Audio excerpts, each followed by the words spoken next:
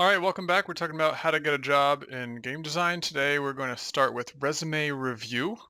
We're going to talk about how to prepare your resume for the role that you're applying for, and who knows what else we might get to by the end of the video. And also at the end, we're going to save time for questions from viewers. So stick around to the end, and let's get to it.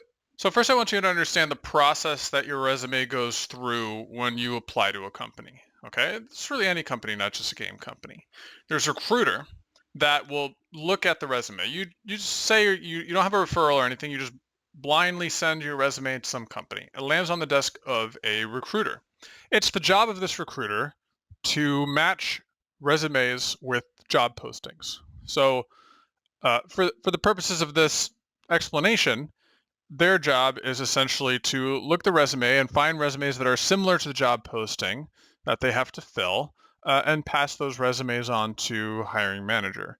And so the way that you can be the most successful at this step is to imagine the recruiter playing a word association game. Okay, they're looking at the the job posting and they see a keyword on it, unreal, and so they look for resumes that say unreal, and they it says we need combat design experience, and so they look for resumes with combat design experience, and if it says flarg, then they're looking for resumes with flarg. So this of course means that you are going to end up making an individualized resume for each job that you apply to, because obviously every job posting is different. You want your resume to look as close to the job posting as possible.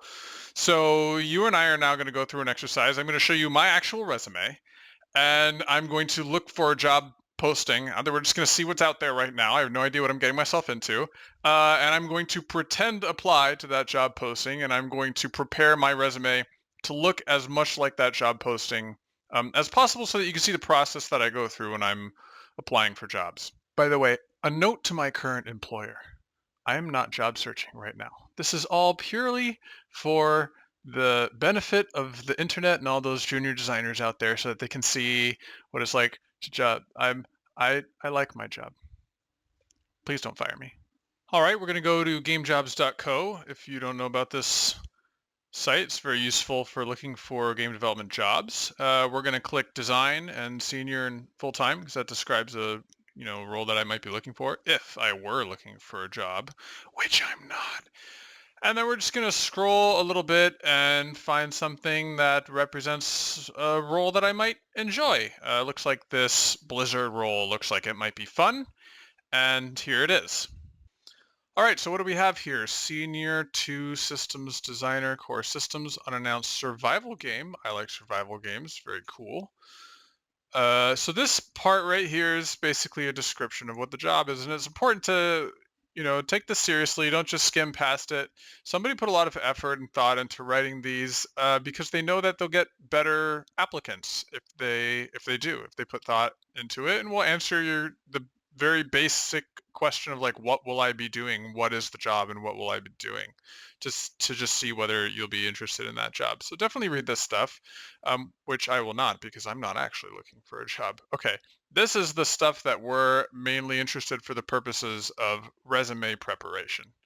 Okay, and it's actually interesting about this job posting, because 5 years ago, this stuff would have been up here. It was like the bonus point section. You would have seen more of this stuff in the requirements section. But the game industry, or at least Blizzard anyway, has learned that you're actually not looking for someone with technical ability as much as someone with good soft skills, good behavioral skills, good work practices, and so that's pretty much entirely what they are interested in. And then also, a person with, my guess is they're not going to hire somebody without, for a senior role anyway, without strong technical implementation know-how as well. So let's take a look at what these requirements are. Evangelizing robust and reusable system functionality. Yeah, refining strategic guidance. This is very buzzwordy, but each one points to a soft skill that a designer should have. Collaborating with engineers, driving cross-disciplinary working group. This is the last item, but it's actually very important. Embracing Blizzard's core values. Don't be toxic. So these are all things that we can try and match on our resume. Let's continue. What are you good at? Pitching game design concepts in a clear, detailed manner, advocating for other designers, predicting and mitigating consequences of interacting systems, using an engine data and scripting tools to support the implementation. You can implement your own features, rapid prototyping. And then just for fun, let's take a look at the bonus points section. Experience with AAA engines. I do have experience with Unreal, a little bit with Unity, good amount with CryEngine with the source. Familiarity with programming languages. I know a lot of C++, a little bit of C Sharp, done a bunch of Blueprint, done a bunch of Lua, done a bunch of JavaScript. Hey, I'm checking all the boxes. Look at me. Background in math. I think if you watch this channel, then you know that I have some experience in mathematics, it's et cetera, et cetera. So, hey, actually, this is looking like a pretty good job posting for me. Maybe I should apply, but no, but maybe, but no. Okay, so now let's take a look at my resume. So this is my full resume. It's a list of absolutely everything I've ever done, except my contact information is whited out so that you can't, please don't text me. And so what we're going to do here is I never delete anything. My entire history is there. We're going to go through here and remove everything that doesn't apply for the job position that I'm applying for. So the first thing that we can identify that should definitely go is the all of the engineering stuff. You know, they care somewhat about engineering, but it's really not their focus, and I can represent engineering in the other parts.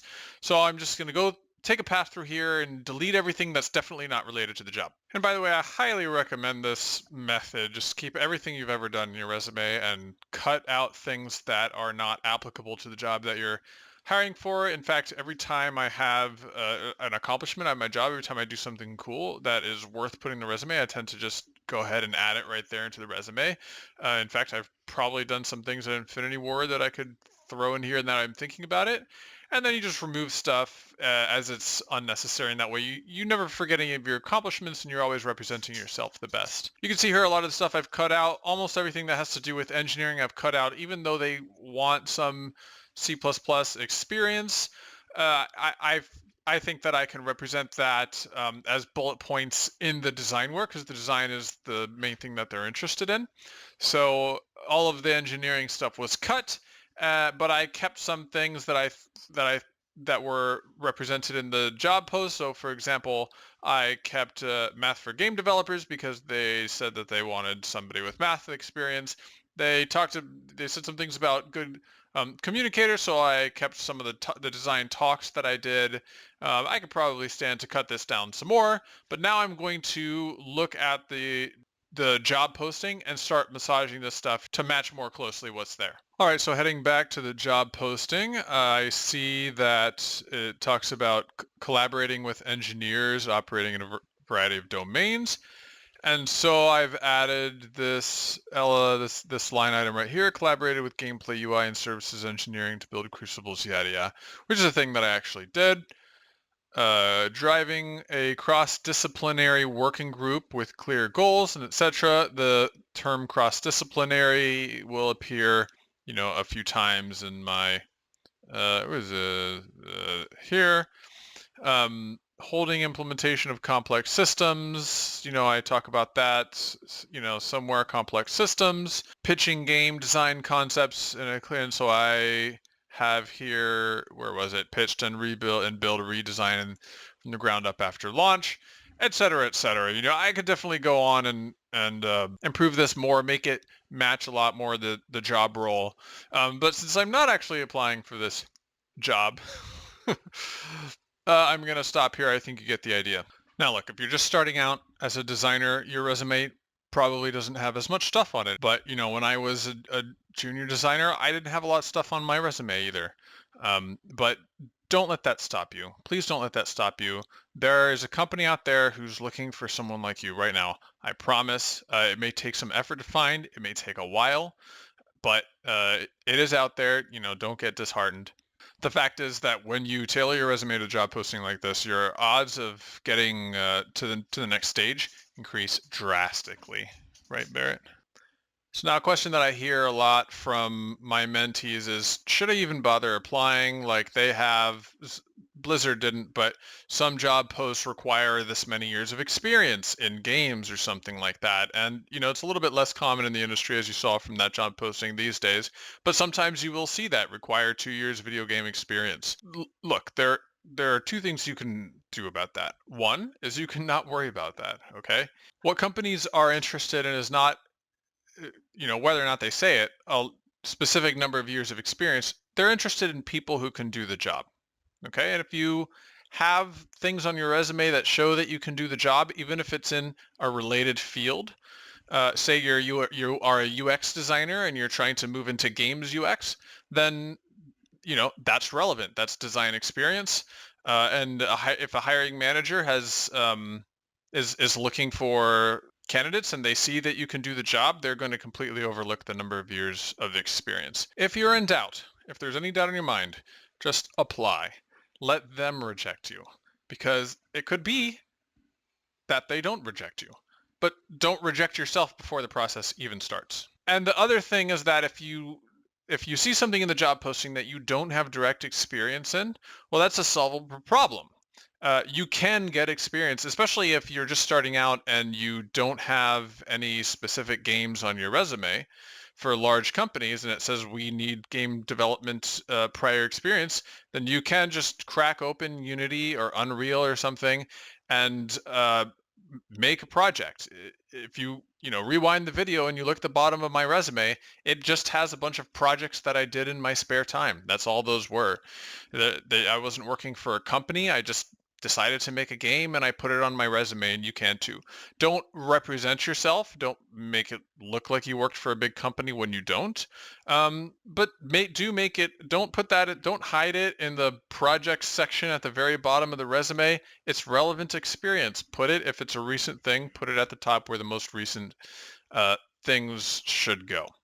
At the end of the day, when you join a team, your role and level on that team won't be decided by what's on paper. Like my title is senior designer at Infinity Ward right now, right? That title doesn't actually matter. The only thing that matters is the way people on your team view you. If they view me as a junior designer because the things that come out of my mouth are junior designer things, then they're going to treat me like a junior designer. It doesn't matter what my title is. If they view me like a principal designer, because the things that come out of my mouth are principal designer things, then my team is going to treat me as a principal designer. They're going to come to me and ask me for opinions on decisions and that sort of thing. So don't sweat the title too much. Sometimes the title is tied to compensation, and if you're trying to get a raise, then the title might matter. But other than that, within a few months of joining a role, everybody on the team is going to think of you a certain way, and that will effectively become your title. All right, I did it, and I answered some viewer questions, and we talked about resumes, and I want to see everybody tailoring their resume exactly to the job postings from now on. I promise it's going to help you. Next time, we're going to talk about cover letters and portfolio reviews, and after that, we'll move on to interview questions of all types. Keep sending in those questions. I have more here that I ran out of time, so I haven't had time to answer. So we got a queue, and I'll get to all the questions before the end of the video series. And also, it's YouTube, so if you're still here, 15 minutes later, you got to press those buttons. You got to press those buttons. You know which buttons I'm talking about. Go press them. And the reason I want you to press them, it's not for me, because I do not monetize this channel. It's because YouTube knows if you like the thing and it helps you, then it's going to show it to someone else and it's going to help them. Okay? You want to help some anonymous other YouTube person also get a cool job in game development? Then smash that button, and then YouTube will know that it should show it to other game designers like yourself. It's the altruistic thing to do, and so everybody can learn and be one big happy design family.